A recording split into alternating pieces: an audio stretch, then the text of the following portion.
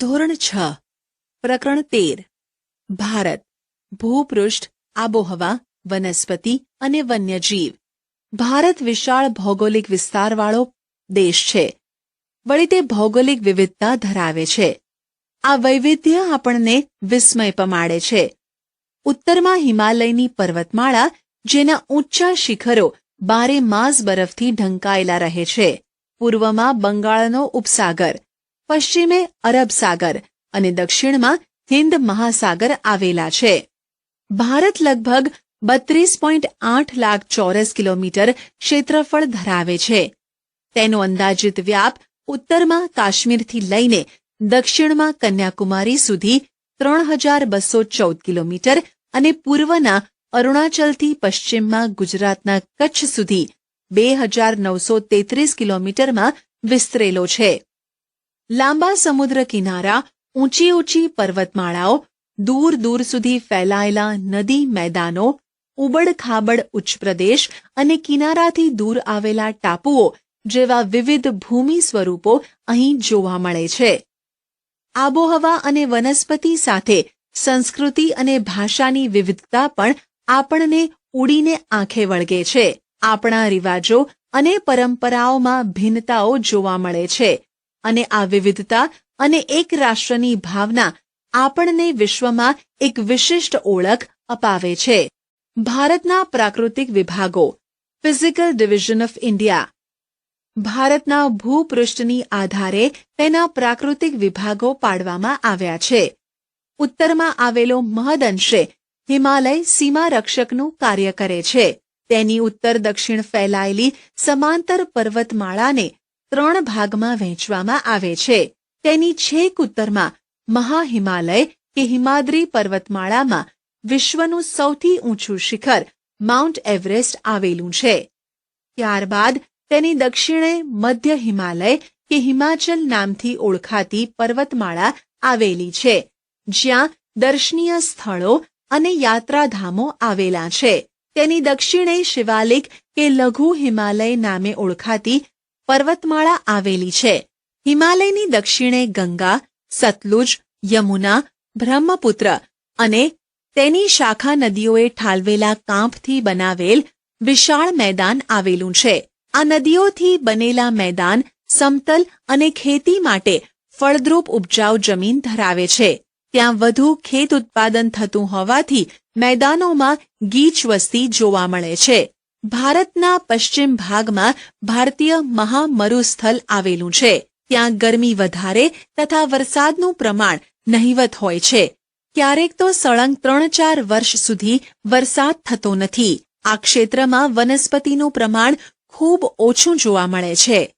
ઉત્તરના મેદાનોની દક્ષિણે ઊંધા ત્રિકોણાકારે દખ્ખણનો ઉચ્ચ પ્રદેશ આવેલો છે. તેનું ભૂપૃષ્ઠ સમતલ નથી. તેના કેટલાક ભાગો ઊંચા તો કેટલાક ઓછી ઊંચાઈ ધરાવે છે. અહીં ઘણી પર્વતમાળાઓ અને પહાડી વિસ્તારો આવેલા છે, જેમાં દુનિયાની સૌથી પ્રાચીન પર્વતમાળા અરવલ્લી જે આ ક્ષેત્રની ઉત્તર પશ્ચિમે આવેલી છે. તેની દક્ષિણ પૂર્વમાં વિંધ્યાચલ અને સાતપુડાની પર્વતમાળાઓ આવેલી છે. પૂર્વથી પશ્ચિમ તરફ વહીને અરબ સાગરને મળતી નર્મદા અને તાપી વિંધ્યાચલ અને સાતપુડાની પર્વત શ્રેણીમાંથી વહે છે. દક્ષિણના ઉચ્ચ પ્રદેશની પૂર્વ દિશામાં પૂર્વ ઘાટ અને પશ્ચિમ દિશામાં પશ્ચિમ ઘાટ આવેલો છે, જે પૈકી પશ્ચિમ ઘાટ સળંગ જ્યારે પૂર્વ ઘાટ તૂટક છે. આ ઉચ્ચ પ્રદેશો જ્વાળામુખીથી બનેલા હોવાથી તે ક્ષેત્રોમાં ખનિજો વિપુલ પ્રમાણમાં મળી આવે છે. પૂર્વ ઘાટની પૂર્વમાં અને પશ્ચિમ ઘાટની પશ્ચિમે કિનારાના મેદાન આવેલા છે. આ મેદાનોમાં પૂર્વ કિનારાના મેદાનની તુલનામાં પશ્ચિમ કિનારાનું મેદાન સાંકડું છે. ગોદાવરી, મહાનદી, કાવેરી અને કૃષ્ણા પૂર્વ તરફ વહીને ફળદ્રુપ મુખ ત્રિકોણ પ્રદેશ બનાવી બંગાળના ઉપસાગરને મળે છે. બ્રહ્મપુત્ર અને ગંગા નદીએ બંગાળના ઉપસાગરમાં સુંદરવન નામના વિશાળ મુખ ત્રિકોણ પ્રદેશની રચના કરી છે. ભારતમાં 2 ટાપુ સમૂહ આવેલા છે.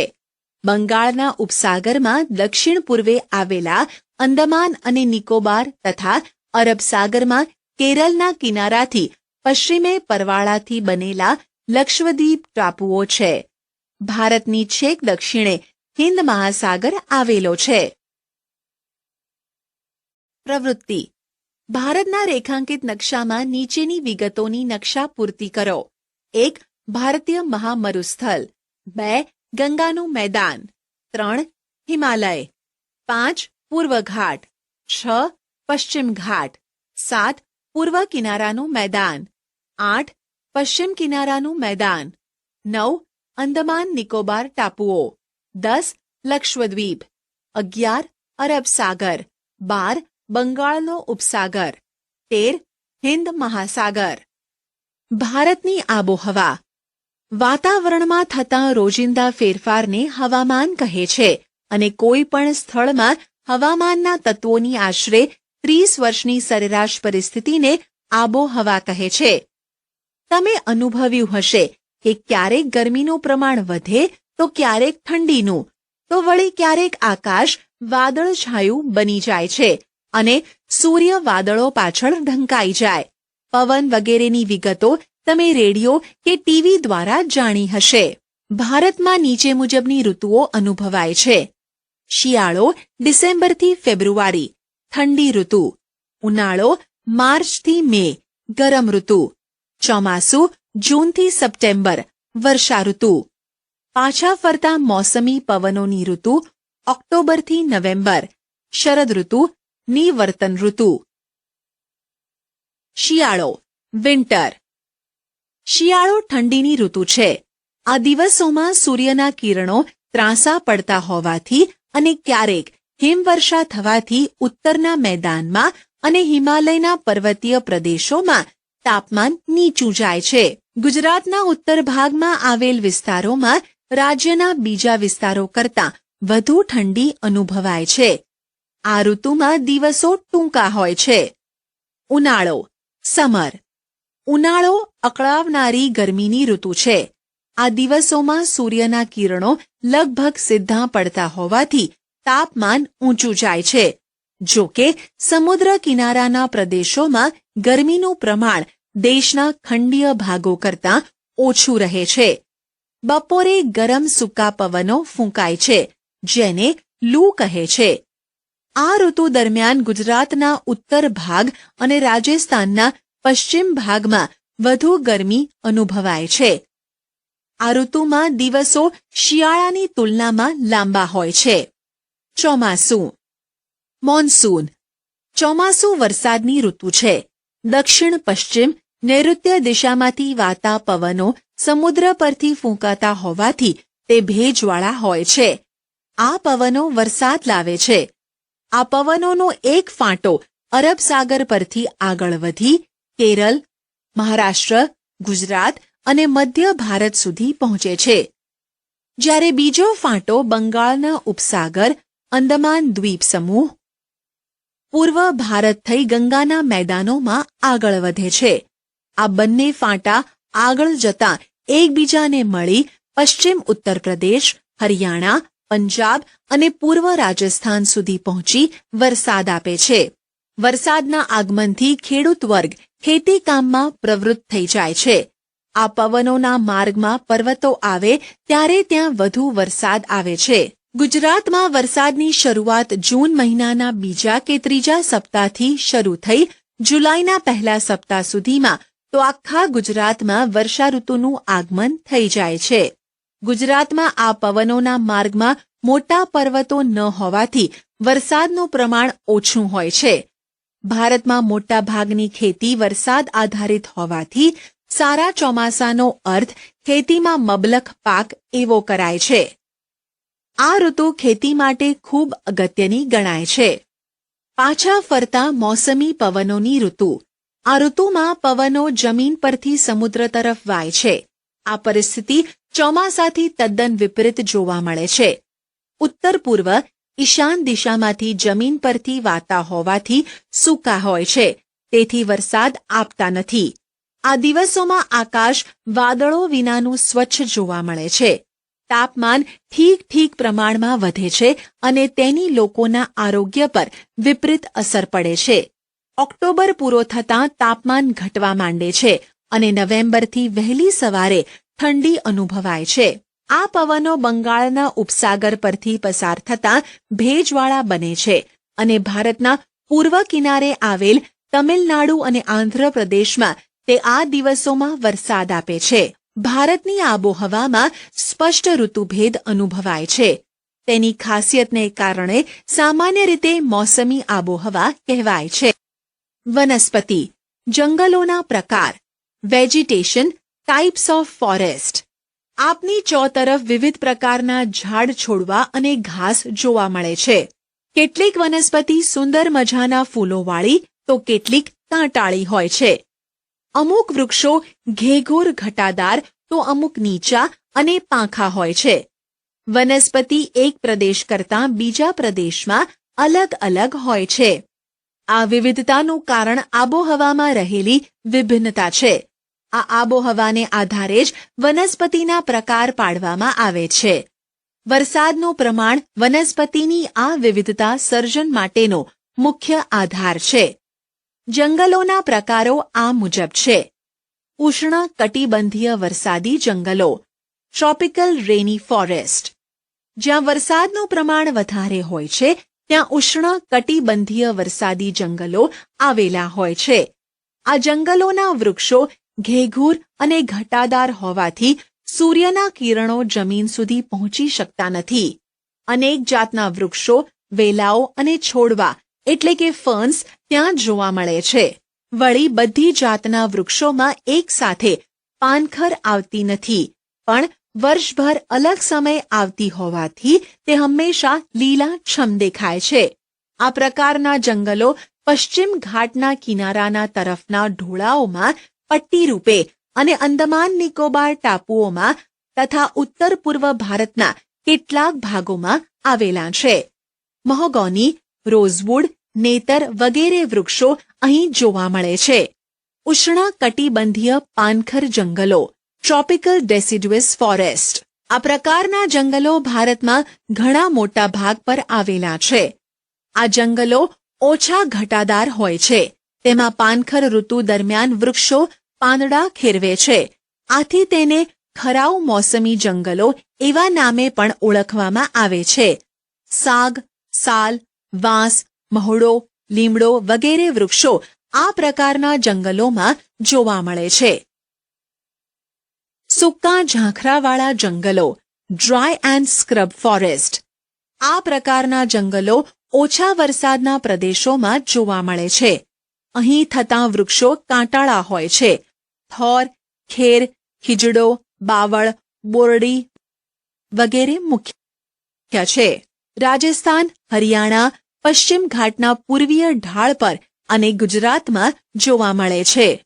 પર્વતીય જંગલો, મોન્ટેન ફોરેસ્ટ. આ પ્રકારના જંગલો તેના નામ પ્રમાણે પર્વતીય વિસ્તારમાં જોવા મળે છે. પર્વતોમાં જુદી જુદી ઊંચાઈએ વિવિધ પ્રકારની અને આકાર વૈવિધ્ય ધરાવતી વનસ્પતિ ઉગે છે. સમુદ્ર સપાટીથી 1500 મીટરથી 2500 મીટર સુધી ઉગતી વનસ્પતિ શંકુ આકારની અને સોય આકાર પાંદડા ધરાવતી હોય છે. તેના આકાર પરથી આ વનસ્પતિ શંકુદ્રુમ વનસ્પતિ તરીકે ઓળખાય છે. ચીડ, દેવદાર, પાઇન વગેરે આ પ્રકારની વનસ્પતિ ગણાય છે. મેનગ્રોવ જંગલો, મેનગ્રોવ ફોરેસ્ટ. આ પ્રકારના જંગલો સમુદ્રની ભરતીના ખારા પાણીમાં વિકસે છે. આ પ્રકારના જંગલો પશ્ચિમ બંગાળ, ગુજરાત અને આંદામાન નિકોબારના ટાપુઓના સમુદ્ર કિનારે આવેલા છે. ગંગાના મુખ ત્રિકોણ પ્રદેશમાં આવેલ સુંદરવન આ પ્રકારનું જંગલ છે. ત્યાં થતા સુંદરી નામના વૃક્ષો પરથી એ નામ પડ્યું છે. ગુજરાતના સમુદ્ર કિનારે આ પ્રકારના જંગલોમાં ચેરના વૃક્ષો જોવા મળે છે, જેનો ઉપયોગ સ્થાનિક લોકો બળતણ તરીકે કરે છે. જંગલોનું મહત્વ. જંગલો આપણી ઘણી જરૂરિયાતો પૂરી પાડે છે. તેનાથી થનારા મુખ્ય ફાયદા કોષ્ટકની મદદથી જાણીએ. જંગલોના ફાયદા. પર્યાવરણીય ફાયદા. વાતાવરણ શુદ્ધ રાખે, વરસાદ લાવે, ધોવાણ અટકાવે, વન્યજીવોને કુદરતી આવાસ, ભૂમિગત જળ સંરક્ષણ, આર્થિક ફાયદા: બળતણ અને ઇમારતી લાકડું, ઔષધિઓ, ઉદ્યોગો માટે કાચો માલ, ઘાસચારો, લાખ, રાળ, ગુંદર જેવી જંગલ પેદાશો. પ્રવૃત્તિ: તમારી આજુબાજુ ઉગતા વૃક્ષોના ઔષધીય ઉપયોગ વિશે શિક્ષકની કે વડીલોની મદદથી જાણો. શાળાની કઈ ચીજો જંગલમાંથી મળતા કાચા માલમાંથી બનેલી છે તેની યાદી મિત્રોની સાથે ચર્ચા કરીને બનાવો. જંગલ વિનાશ નહીં રોકાય તો આવનાર પરિસ્થિતિ અને તેની અસરો વિશે વક્તૃત્વ સ્પર્ધાનું આયોજન અનુકૂળતાએ ગોઠવો. આપણા દેશના જંગલોમાં વિવિધ જાતના વન્યજીવો વસે છે, જેમાં સસ્તન વર્ગના પ્રાણીઓ, પક્ષીઓ, જળચરો, ઉભયજીવો, કીટકો, સરીસૃપો, કીડાઓનો સમાવેશ થાય છે. વાઘ આપણા દેશના વિવિધ ભાગોમાં જોવા મળે છે અને તે આપણું રાષ્ટ્રીય પ્રાણી છે. જંગલી બકરીઓ હિમાલય અને નીલગિરીના પર્વતોમાં, હાથી અને એકશિંગી ભારતીય ગેંડા અસમના જંગલોમાં મુક્ત રીતે વિહરતા જોઈ શકાય છે. કેરળ અને કર્ણાટક રાજ્યના જંગલો હાથીઓ માટે જાણીતા છે. કચ્છ, સુરેન્દ્રનગર અને પાટણના સૂકા ક્ષેત્રોમાં ઘુડખર જોવા મળે છે. એશિયાઈ સિંહો સમગ્ર વિશ્વમાં માત્ર ગુજરાતના ગીરના જંગલોમાં જોવા મળે છે. ભારતમાં પક્ષીની અનેક પ્રજાતિઓ જેવી કે સારસ, બતક, કોયલ, પોપટ, ઘોરાડ, ચીબરી, કાબર, સમડી, ગીધ, ગરુડ, ઘુવડ વગેરે વસે છે. મોર આપણું રાષ્ટ્રીય પક્ષી છે. આ ઉપરાંત ભારતમાં ગુજરાત, ઓડિશા વગેરે રાજ્યોના સમુદ્ર કિનારે સમુદ્રના કાચબાઓ ઈંડા મૂકવા આવે છે. આપણે ત્યાં સાપની ઘણી પ્રજાતિઓ જોવા મળે છે. તે પૈકીની મોટા ભાગની પ્રજાતિઓ બિનઝેરી છે. આપણા દેશના જળાશયો અને જળ પલાવિત વિસ્તારોમાં દૂર દૂર આવેલા ઠંડા પ્રદેશોમાંથી પક્ષીઓ શિયાળામાં બચ્ચાં ઉછેરવા આવે છે. ગુજરાતનું નળ સરોવર, ખીજડીયા, થોળ, છારીદંડ, કચ્છ વગેરે જગ્યાએ શિયાળા દરમિયાન હજારો વિદેશી પક્ષીઓ આવે છે અને શિયાળો પૂરો થતાં તે પોતાના વતનમાં પરત જાય છે. આવા પક્ષીઓ પ્રવાસી કે યાયાવર પક્ષીઓ નામે ઓળખાય છે. સિંહ: સિંહ ભારતમાં માત્ર ગીરના જંગલમાં જ જોવા મળે છે અને તે ગુજરાતનું રાજ્ય પ્રાણી છે. સંરક્ષણના પ્રયાસોથી તેની સંખ્યામાં વધારો થયો છે. વન વિભાગ દ્વારા પ્રવાસીઓ માટે સિંહ દર્શનના કાર્યક્રમનું આયોજન કરાય છે. જાણવા જેવું: સુરખાબ, ફ્લેમિંગો. સુરખાબ નળ સરોવર, કચ્છના રણમાં તથા કાદવિયા કે પાણીવાળા ક્ષેત્રોમાં જોવા મળે છે. તે લાંબા પગ અને સફેદ ગુલાબી ઝાંયવાળું શરીર ધરાવે છે. ભારતમાં માત્ર કચ્છમાં જ તે માળા કરે છે. જમીન પર કિચડવાળી ક્ષારીય માટીમાં નાનો ગોળ ટીંબો બનાવી તેના મથાળે ખાડો કરી તેમાં ઈંડું મૂકે છે. અભયારણ્યો, રાષ્ટ્રીય ઉદ્યાનો અને જૈવ આરક્ષિત ક્ષેત્રો, sanctuary, national parks, bio reserve zone. વન્યજીવોના સંરક્ષણના હેતુથી કેટલાક વિસ્તારોને ખાસ કાયદાકીય જોગવાઈથી નીચે મુજબના વિસ્તારો કે ક્ષેત્રો જાહેર કરવામાં આવે છે, જેની મુખ્ય વિગતોની માહિતી મેળવીએ. અભયારણ્ય. રચના: રાજ્ય સરકાર દ્વારા. અન્ય વિગતો: પાલતુ પશુઓને મંજૂરી બાદ ચરાવવાની છૂટ. ઉદાહરણ: બાલારામ અભયારણ્ય, નળ સરોવર પક્ષી અભયારણ્ય. રાષ્ટ્રીય ઉદ્યાન. રાજ્ય અને કેન્દ્ર સરકારના સંકલનથી પાલતુ પશુઓને ચરાવવા પર સંપૂર્ણ પ્રતિબંધ.